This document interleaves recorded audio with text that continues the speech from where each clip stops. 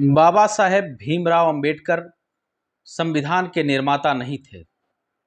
ये एक प्रश्न है, तथ्य है, एक मंथन है।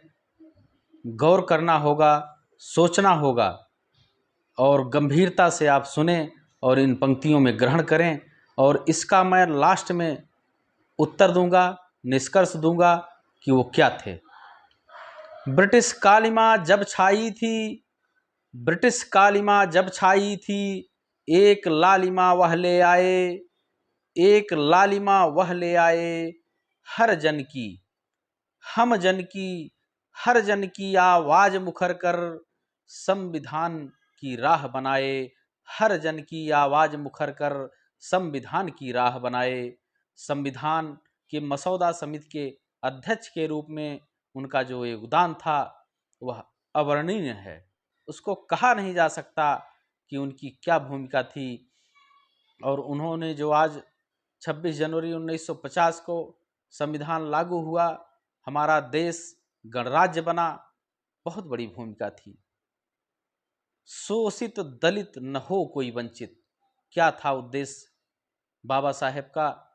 शोषित दलित न हो कोई वंचित, सबके अधिकार कर्तव्य बताए, विधि का शासन सर्वोपरि है, विधि का शासन सर्वोपरि है, लोकतंत्र की सुबह ले आए, विधि का शासन सर्वोपरि है, लोकतंत्र की सुबह ले आए।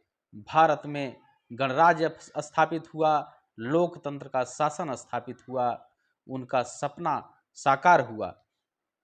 उन्होंने तत्कालीन समय में व्याप्त धर्म और पंथ की कुरीतियों पर कठोर कुठाराघात किया और एक बड़ी संख्या में अपने साथियों के साथ परित्याग कर तत्कालीन समय में स्थापित बौद्ध धर्म के मानवतावादी संदेश को ग्रहण करने के लिए प्रेरित किया। तो आडंबर को जड़ से तोड़े, पाखंडी को मन से छोड़े, आडंबर को जड़ से तोड़े और पाखंडी को मन से छोड़े, मानवतावादी उपदेशक भगवान बुद्ध को हर जन से जोड़े, मानवतावादी उपदेशक भगवान बुद्ध को हर जन से जोड़े। साहू जी महाराज से जुड़कर महाराष्ट्र कोल्हापुर के राजा छत्रपति साहू जी महाराज से जुड़ करके उनके भेदभाव के आंदोलन को मुखर करके और उनसे सहयोग लेकर के, आर्थिक सहायता लेकर के विधि की शिक्षा लेने विदेश गए और सफलतापूर्वक वापस आए। और एक बड़ी प्रेरणा थी छत्रपति साहू जी महाराज की। तो छत्रपति साहू जी महाराज से जुड़कर छुआछूत अभियान चलाए और विधिक सुरक्षा दे करके जाति पात का भेद मिटाए, विधिक सुरक्षा दे करके जाति पात का भेद मिटाए। संविधान में विधि की सुरक्षा के माध्यम से जाति पात का भेदभाव मिटाया और नारी सम्मान के लिए भी लड़ा। और छत्रपति साहू जी महाराज ने एक आंदोलन किया था, उसी को आगे बढ़ाया कि नारी सम्मान सुरक्षित कर सवैतनिक मातृत्व अवकाश दिलाया, नारी सम्मान सुरक्षित कर सवैतनिक मातृत्व अवकाश दिलाए, बुझती चिराग को बाबा साहेब लौ बनकर पुनः जलाए, बुझती चिराग को बाबा साहेब लौ बनकर पुनः जलाए।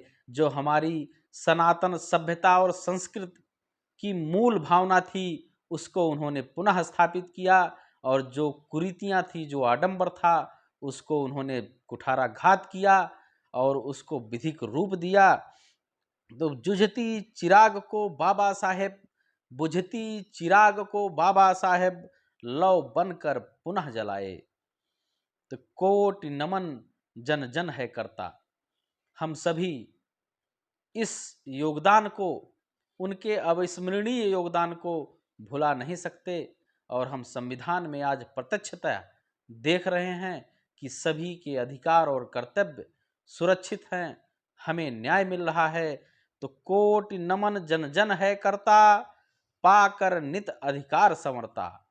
कोटि नमन जन जन है करता, पाकर नित अधिकार निखरता। कैसे यह उपकार चुकाएं, कैसे यह उपकार चुकाएं, रोज नमन बुद्ध बंदन करता, रोज नमन बुद्ध बंदन करता। आप जरूर गंभीरता से सुने और जवाब भी आपको मिला कि बाबा साहेब भीमराव अंबेडकर निर्माता मात्र नहीं थे। यह उनके लिए सम्मान नहीं होगा, हमें सर्जक कहना होगा। बाबा साहेब भीमराव अंबेडकर, मेरी कविता का शीर्षक है संविधान के सर्जक। तो वो संविधान के सृजनहार थे। जो सृजन करता है वो बड़ी भूमिका होती है, वो मूल स्थापित करता है, उसकी एक महत्वपूर्ण भूमिका होती है। तो इसीलिए हम उनको बड़ा सम्मान आज दे रहे हैं कि वो बाबा साहेब भीमराव अंबेडकर संविधान के सर्जक थे, संविधान के सृजनहार थे, ना कि संविधान के निर्माता थे। तो ये बड़ा सम्मान होगा, ये एक मेरी चेतना है, ये अंतर्मन की बात है, आप तक मैं पहुंचा रहा हूं। आप भी जरूर सहमत होंगे और सहमत हैं तो लाइक, सब्सक्राइब और शेयर कर ये बात आगे बढ़ाएं। धन्यवाद, सादर प्रणाम।